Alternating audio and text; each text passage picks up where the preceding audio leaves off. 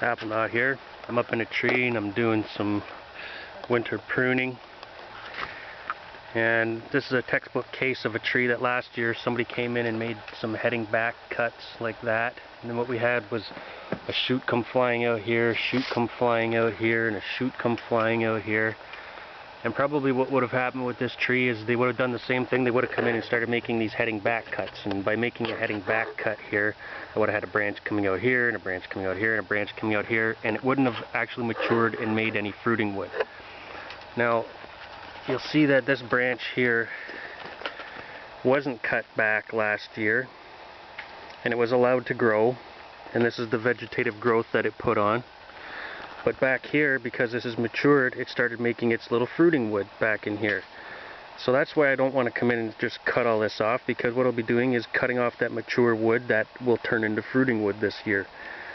So this is what a water shoot looks like. Something that's just coming out of a point in the tree where you don't want branches growing. Not this stuff that is out at the tips of the branches, because this is what is going to be creating my fruiting wood. This is not a water shoot. This is just a shoot that happened because when they pruned it in the winter time, they told it to make these shoots. This is a water shoot. This is coming out of nowhere and we don't want it. This is what I'm getting rid of. So I'm just coming out and pruning off this sort of stuff because we don't need this stuff. And this stuff that's growing out here, I am going to leave alone because I'm going to come back in the summertime and prune these off if they don't have fruits up at the tips here, because this tree here is actually a tip bearer. And this is why you're going to see that all of its fruit is made at little plump buds at the tips of the branches. Same as back here, this is at the tips of the little branches that were forming off the sides. So I'm leaving that stuff alone till the summertime, and if it doesn't have a fruit on it, then I'm going to probably prune it back about halfway, and then that way I'm leaving this mature stuff down in here to create these little fruiting woods. Alright, so you can see as I'm just coming in and I'm taking all that out. This one here is just at a bad angle, so I'm just getting rid of it altogether. Don't need it. Same with this one. Actually, I can leave that one on there because maybe we can use that branch in the future. But these ones here, I'm going to get rid of them. We don't need them. And this one here, I'm going to leave alone because we can probably use it later. You can see that this is a fruiting bud right here.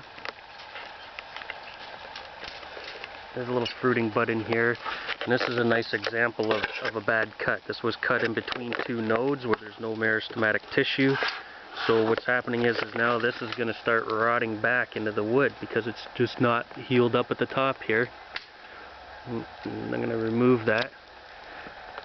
And you'll see that it's a little bit brown in here. Because it's, well, not really, because it's not a very good camera. But it is a little bit brown in there because that rot was starting to work its way back down into that branch. Now that rot is going to continue on into this branch, so we might actually have to remove that later if it doesn't heal fine. There's my little second story monkey. Hi. Second story. You caught me making some heading cuts in winter too, but I want those to branch out. Yeah. And then in the summertime we'll take them back down and we'll have a nice little fruiting system over there. Yeah. So that's the rule. If you want to make branches, you prune in the winter time, because what happened was all these branches here had sap production going on. All that sap went down into those roots. Now all that sap is starting to come back up into the tree and it's going to head to these branches.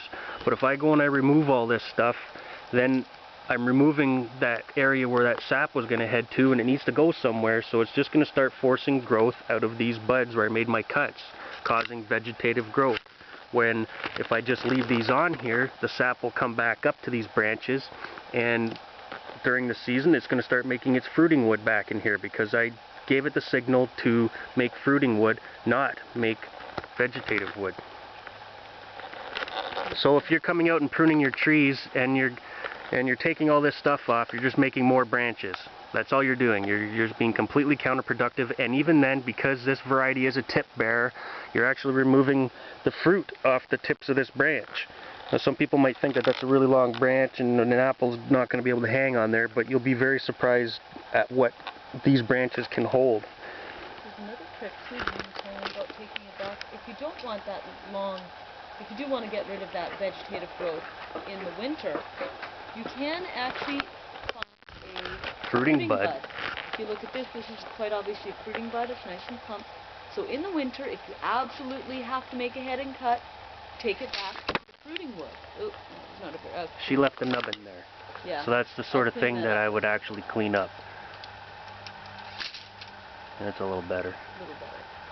But if you look at this branch here, there's no fruiting wood down there. You have to leave that for this winter, allow the wood to mature into fruiting wood. So I can't just cut this. I can't make a heading cut here without encouraging a lot of vegetative growth. So I'm going to leave that for the summer. And if you look at the little buds at the tip of that branch too, they're nice and plump. Like this little branch here, it's a big plump bud, so that means it's a tip bearer and it's going to make fruit at the ends of these branches. Same here, you know, you got some heavy fruiting buds right at the very tip of this branch. So for me to have gone and taken this off way back into here, I would have just made more branches and cut the fruit off. So that's why it's important to understand the fruiting habits of your trees so that you don't go and remove all of your fruit and just make more branches.